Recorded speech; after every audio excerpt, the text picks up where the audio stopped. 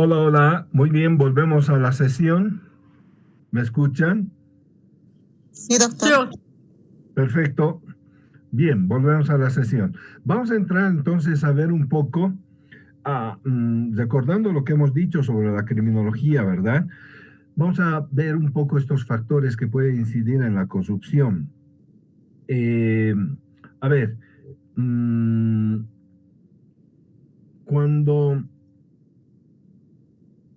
¿Dónde estamos? A ver, ¿dónde está mi diapositiva? Aquí está. Cuando hablamos de factores, son, por supuesto, conceptos que estamos utilizando intencionalmente para diferenciarlo de causas. Ya saben que no podemos hablar exactamente de causas. Ya no estamos frente a esa concepción criminológica tradicional que nos permitía o que exigía que encontráramos causas en la criminalidad, en el delito. Las causas ya están en una época trasnochada, ya no podemos hablar de causas refiriéndonos a causas anatómicas, morfológicas, económicas, sociales, no.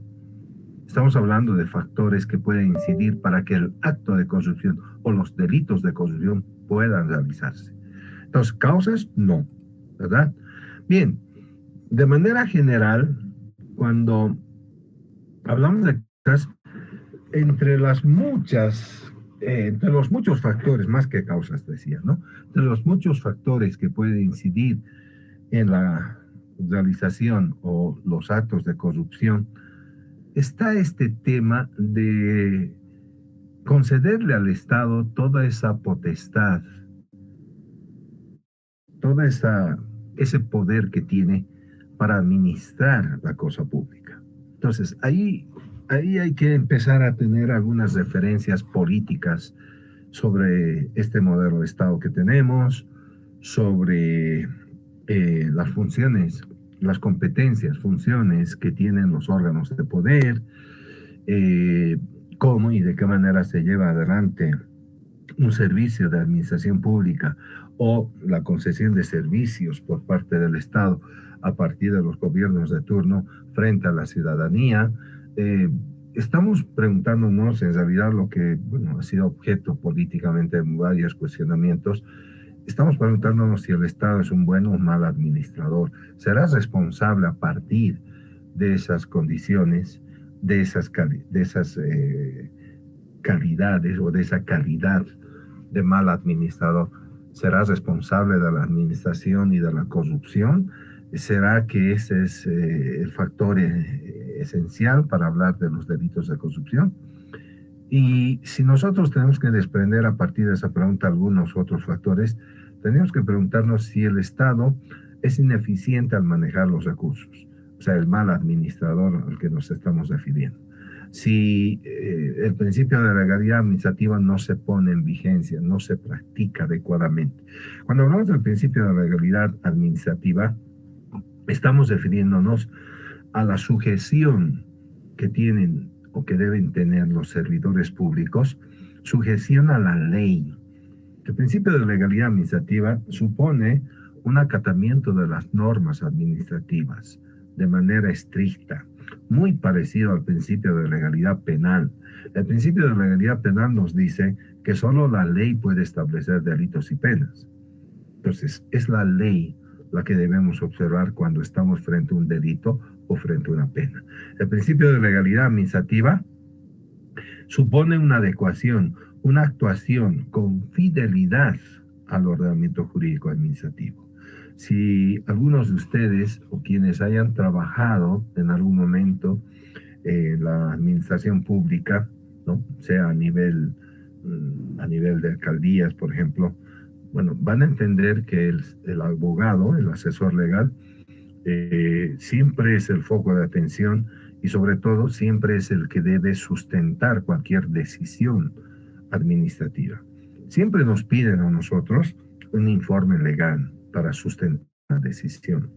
Entonces, por mi propia experiencia, al haber prestado servicios a la administración pública, cuando tenía las funciones de director jurídico, siempre pedían un respaldo legal para tomar una decisión, las MAEs, las máximas autoridades ejecutivas.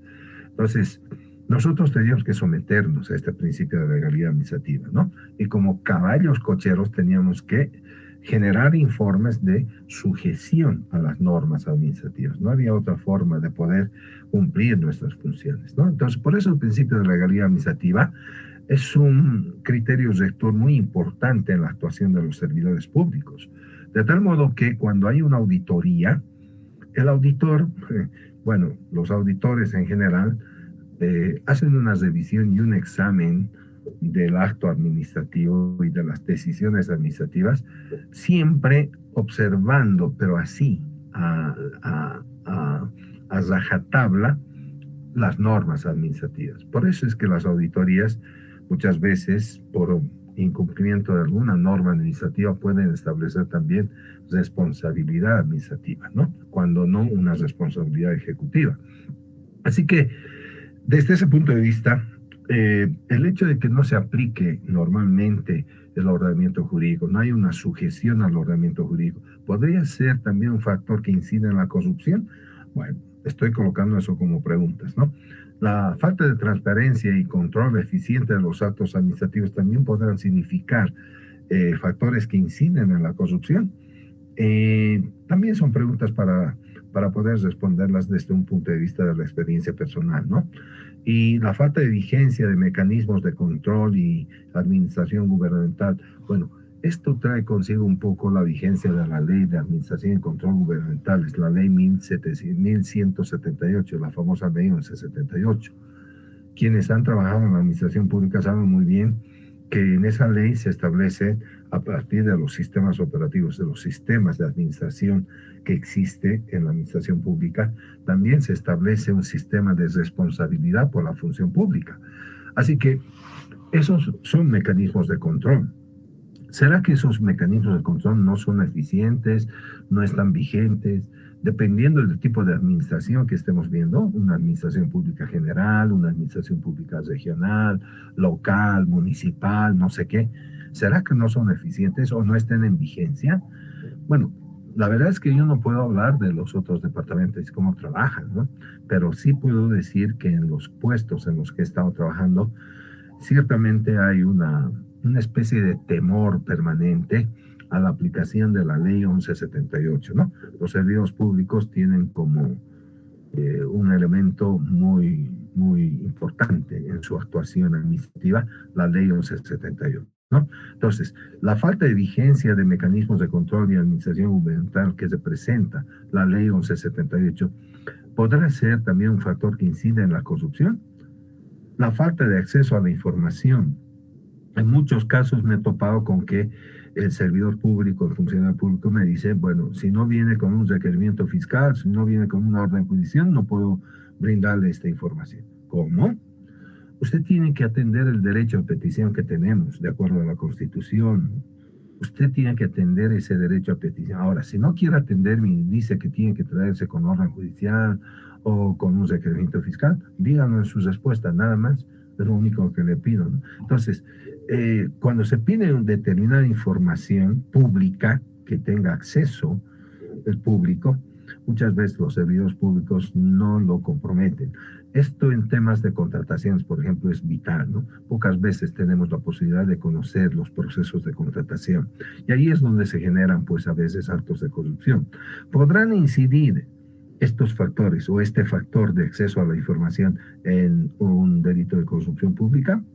La ausencia de control social podrá también tener una incidencia, es decir, el control social que se realiza por la ciudadanía. Muy pocas veces, no, bueno, podría yo decir, en el caso de La Paz, por ejemplo, la, la señora María Galindo eh, siempre dice que está realizando un control social. Ciertamente podría ser eso, ¿no? ¿Por qué? Porque se va a las instituciones y lo que quiere y lo que reclama permanentemente es hablar con las autoridades y conocer una determinada información sobre algún determinado caso, ¿no? Entonces, en función de este tipo de actividades, podemos decir que es una forma de control social, de acuerdo al artículo 241 de la Constitución Política del Estado. Pero esa ausencia de control social en algunos casos será también un factor que incide en la corrupción. O sea, estoy lanzando varias preguntas que pueden tener una respuesta diversa, ¿no? De acuerdo a la experiencia que todos ustedes tienen. La pobreza, la falta de empleo también, y que tiene que ver también con el servidor público, bueno, será también un factor que incide en la corrupción, el problema, como un problema social que hay que considerar. El sistema educativo, formativo, alguien se refirió a los valores, etcétera. ¿Será también un factor que incide? ¿Será que los servidores públicos no tienen adecuadamente un conjunto de principios y valores que guíen su accionar como personas y como servidores públicos? Y eso también nos involucra a todos nosotros, ¿no? Porque nuestros valores, nuestros principios los traemos desde la cuna, con la crianza de nuestros padres, con la educación, la formación complementaria también en colegios, en escuelas y en la universidad. ¿Será que es deficiente, es incompleto? Y este podría ser un que incide en la corrupción. Estoy lanzando solo preguntas, tal vez tengan respuestas positivas o negativas, no lo sé. La naturaleza humana, a ver, esto tiene que ver, por supuesto, ¿no? Con el deseo de tener más y más y más. Un servidor público que está pagado, ¿cuántos no quisieran ser servidores públicos y tener un salario mensual, recibir cada mes su salario mensual? Pero uno quiere más y más y más. ¿Será que esta naturaleza egoísta, ambiciosa, etcétera, es la determinante para que se pueda llevar adelante estos actos de corrupción? No sé, ¿no? Entonces, de acuerdo a estos factores o estos elementos que estamos señalando, es posible que sí y es posible que no. No sé. Lo que pasa es que no tengo un estudio claro de la criminalidad corruptiva. No sé cómo y de qué manera se pueden establecer estos factores como factores que inciden en la corrupción. Nadie me da un estudio serio de estos factores que pueden generar la corrupción o pueden no generar la corrupción. O sea, la falta de empleo, la pobreza probablemente no sea un factor que incida en la corrupción, o la naturaleza humana. Hay personas que no son egoístas ni ambiciosas, están conformes con la remuneración salarial que tienen. Cada uno pide más y más, pero dentro de los parámetros normales de comportamiento. Entonces, no siempre podemos hablar de causas, porque las causas nos encasillan, lamentablemente, en determinados parámetros para suponer que siempre va a haber un acto de corrupción cuando se generen estas situaciones. Y eso no es posible aceptar, de acuerdo a la criminología actual, ¿no? Bien, como factores solamente he visto cómo se pueden mencionarlos, pero aquí quizá podemos ampliar mejor el desarrollo de estos factores, ¿no? La ineficiencia del Estado en el manejo de la administración de recursos, por ejemplo, podrá dar lugar tal vez a estas alternativas de tercerización de los servicios públicos, que no sea el Estado el que maneja, sino los privados. Tal vez será mejor una administración privada en el manejo de estos recursos, o son preguntas que también hay que responder a partir de un análisis con base empírica social de esta realidad en la administración pública. La estructura administrativa es deficiente y hay incumplimiento de normas jurídicas. O sea, el incumplimiento de normas jurídicas puede dar lugar al no acatamiento del principio de legalidad administrativa, ¿no? Y una estructura administrativa también deficiente. Y si solo coloco como un ejemplo, ¿no? El caso del Ministerio Público, me consta eso porque en la ciudad de La Paz los fiscales solo tienen un pequeño ambiente reducido de 2x2, 2x3, y ahí trabajan en esas condiciones paupérrimas. No hay una estructura administrativa adecuada, es muy deficiente. O sea, no es posible trabajar en esas condiciones, ¿no? ¿Será esa la forma en que se desarrollan estos factores para que se incumplan también normas jurídicas o tal vez otras obligaciones que uno tiene como servidor público en la administración pública? O esta ineficiencia e incapacidad de recursos humanos, que es la forma en que no se puede observar adecuada formación en los servidores públicos. Ineficiencia, incapacidad de los recursos humanos, ausencia e ineficiencia de los mecanismos de control administrativo gubernamental de transparencia. No hay mecanismos de control. ¿Por qué? Impedimentos para acceder a la información pública. Hay información pública a la que no se puede acceder, no obstante que la información pública debería ser libremente obtenida. En fin, o la falta de interés en el control social. ¿Por qué no realizamos control social nosotros en virtud del principio de participación social que tenemos en la Constitución Política del Estado? ¿Por qué no realizar este control social al que tenemos derecho? Bueno, en fin, tenemos varias preguntas. O la última, ¿la remuneración salarial es insuficiente? Yo creo que ya tienen una gran ventaja, una gran suerte, un gran honor servir en la administración pública, ¿no? Quienes desarrollan funciones públicas y van a recibir su salario mensual. Aquellas personas que no reciben ningún tipo de remuneración mensual. Entonces, muchos son los factores que hay que analizar y que, por supuesto, tienen que tener una base de información necesaria que nos permita realizar la sistematización y análisis de estos factores y que deben darse a partir de un enfoque criminológico necesariamente, precisamente porque estamos hablando de delitos de corrupción. Pero como no tenemos informes ni estudios criminológicos, lo que vamos a hacer es especular sobre estos factores. Algunos dirán sí, algunos dirán no, algunos lo dirán de acuerdo a su experiencia, otros lo dirán porque lo conocen o porque lo han escuchado, en fin, no tenemos en absoluto claridad sobre estos factores, pero sí podemos manejarlos porque de alguna u otra manera tal vez los hemos experimentado, ¿no? Bueno, son factores que hay que analizar, por supuesto, en un amplio debate, ¿no? Seguimos con esto, ¿no? ¿Cómo se resuelven esos factores? Bueno, a ver, para completar un poco lo que hemos dicho, ¿no? Creo que ya un poco reiteramos lo que dijimos anteriormente, ¿no? Pero aquí vamos a señalar algo que es muy importante respecto a las funciones que el Estado tiene. En general, el gobierno de turno, ¿no? Formular y ejecutar políticas públicas, económicas y sociales, fundamentalmente educativas. ¿Será que estos son los factores que pueden alimentar los delitos de corrupción? La falta de publicidad de los actos administrativos, la ausencia de valores, principios desde la cuna, el entorno familiar y social, como lo hemos dicho anteriormente, o el conjunto de oportunidades que se presentan para realizar el acto corrupto. ¿Cómo dice este refrán?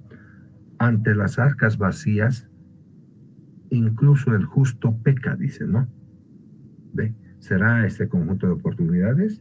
Si ustedes tienen la posibilidad de llevarse un monto de dinero que sobrepase el $1.000.000, ¿lo harían? ¿Será una cuestión de oportunidad o es una cuestión de ausencia de valores, principios? ¿De qué se trata la corrupción? ¿Oportunidades? ¿Falta de valores? ¿Falta de control? ¿Falta de políticas? ¿De qué? Ausencia de valores, doctor. Para unos, ausencia de valores, por supuesto, podemos compartir eso. O tal vez porque tienen tantas atribuciones y facultades que algunos servidores públicos se creen reyes chiquitos, ¿no? Creen que tienen todo el poder con las funciones públicas que ejercen y creen que con eso les va a durar toda la vida. No, parece que no están conscientes de su paso pero el paso tan corto que tienen por la administración pública. Y eso es lo que aprovechan, ¿no? O sea, el poder disponer de sus atribuciones, de sus facultades para llevar adelante actos de corrupción pública. Entonces, hay que analizarlo muy bien y como lamentablemente no tenemos un análisis y un análisis que debiera ser criminológico, vamos a seguir especulando. Vamos a tener razón o no en algunos de estos factores, pero sería ideal tener un estudio sobre la criminalidad corruptiva a partir del estudio de estos factores que inciden en delitos de corrupción, de este conjunto de intereses que puedan darse en el momento en que se desarrolle un acto corruptivo, ¿no? Hay una fórmula que la he rescatado y la verdad no recuerdo de quién, pero en algún momento alguien estableció esta fórmula de la corrupción, ¿no? Corrupción es igual a motivo o motivos, más condiciones, más arbitrariedad o ilegalidad, menos transparencia. Es decir, el conjunto de situaciones o condiciones que se dan, oportunidades que se dan, probablemente sea también un factor importante para generar la corrupción. Pero que no sería el único. ¿Por qué? Porque tendría que haber también las motivaciones personales, ¿no? Esa naturaleza ambiciosa del ser humano, que conjuntamente a las condiciones están empezando a generar la corrupción, están empezando a colocar las bases de la corrupción. Más, por supuesto, la ilegalidad de los actos, que viene a denotar la arbitrariedad de los actos del servidor público. Entonces, básicamente, motivos, condiciones, arbitrariedad, vendrían a sumar un acto de corrupción, o vendrían a generar un acto de corrupción. Menos transparencia, bueno, las condiciones de transparencia no existirían en los actos de corrupción. Por eso, menos transparencia, estaríamos frente a un acto de corrupción. La corrupción sería entonces esta sumatoria, ¿no? Parece ser una verdadera fórmula si nosotros lo comprobamos en los hechos, ¿no? Los servidores públicos tienen motivos para enriquecerse, quieren obtener dinero, los que quieren corromperse encuentran las condiciones apropiadas, las oportunidades para poder obtener esos beneficios y naturalmente tienen que generar actos de ilegalidad, actos irregulares, actos que denoten arbitrariedad y por supuesto van a ocultar estas actividades, o sea, no van a ser transparentes. Parece que fuera una fórmula, ¿no?, que pudiera graficar un poco los delitos de corrupción que existen en la administración pública. Sí, alguien, José Bustamante, levantó la mano. Doctor, otra cosita rápida. No se olvide que en cualquier función pública, en cualquier institución pública, siempre hay que hacer plata para el jefe, ¿no? Para el que está arriba. Y el que está arriba tiene que hacer plata para el que está más arriba. Y el que está más arriba para el más arriba. Entonces también eso también influye mucho en la corrupción, ¿no? Porque siempre hay que poner para guardar. para guardar su pega, ¿no? Eso, doctor, nomás. No, entiendo perfectamente y es parte de la realidad que tenemos aquí, en La Paz, en Santa Cruz y tal vez en otros departamentos. Eso de que tengamos que responder al jefe porque estamos en el cargo y porque, no sé, hemos sido beneficiados con el cargo, es lo malo, ¿no? Miren, si contar algunas experiencias mías, algunas cosas que he pasado y en las que me he puesto muy fuerte, especialmente por ese tipo de situaciones, claro, me han generado también algunas determinaciones, ¿no? Negativas, ¿no?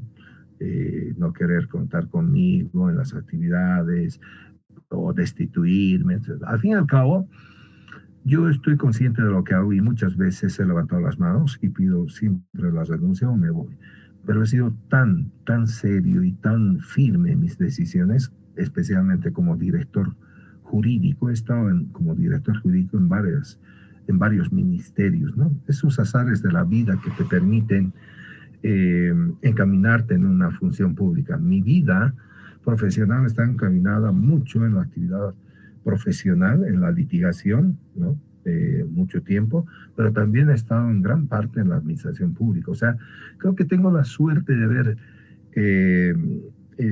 generado una actividad laboral en diferentes ámbitos. He trabajado en ministerios, he trabajado como asesor, como director jurídico, en instituciones públicas descentralizadas.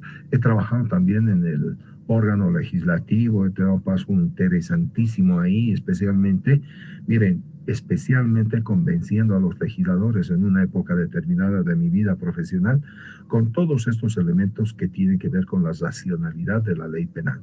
O sea, he trabajado bastantes cosas, he llevado adelante los primeros juicios de responsabilidad como un asesor principal, cuando en el año 2006-2007 se hicieron los primeros juicios de responsabilidad. O sea, creo que tengo la vivencia necesaria, ¿no? Más la actividad litigante, en fin. Por eso creo que conozco un poco de lo que sucede en nuestro país, ¿no?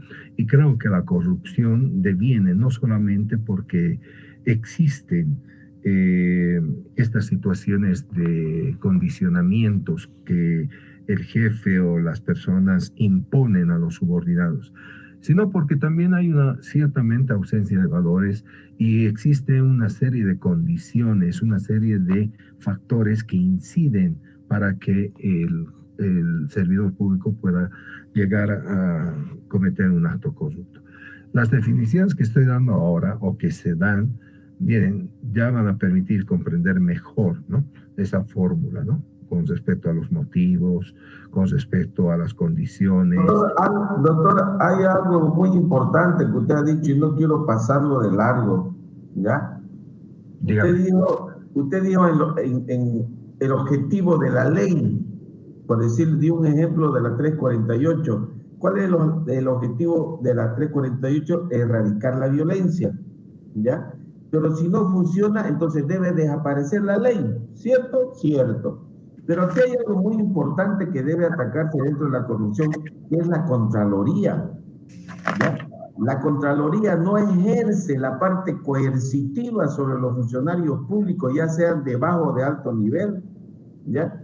Ese es como se dice, el punto, la punta de lanza que debería de funcionar. Si la Contraloría pues no sirve para controlar los actos de corrupción, debe desaparecer, doctor. Gracias.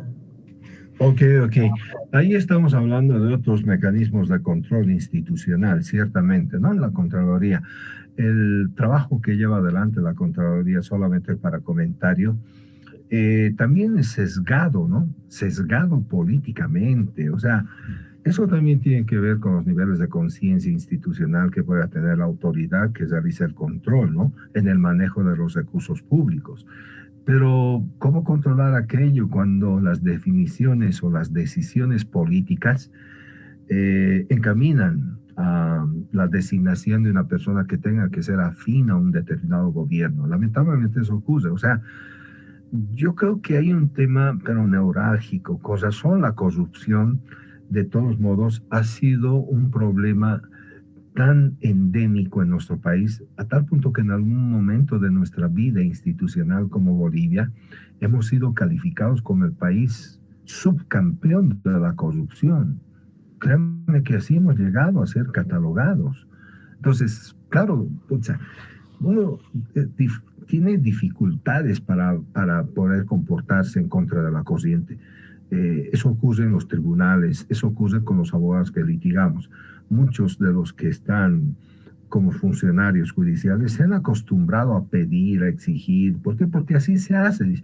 Y cuando uno le dice, no puede ser, ya tienes ahí un dique de contención, un obstáculo, pucha, que es bien difícil. Cuando hay ese tipo de situaciones, tengo pero tantos problemas, que lo único que digo, bueno, mire, al cliente no le interesa que yo me pelee, al cliente le interesa que yo gane su proceso.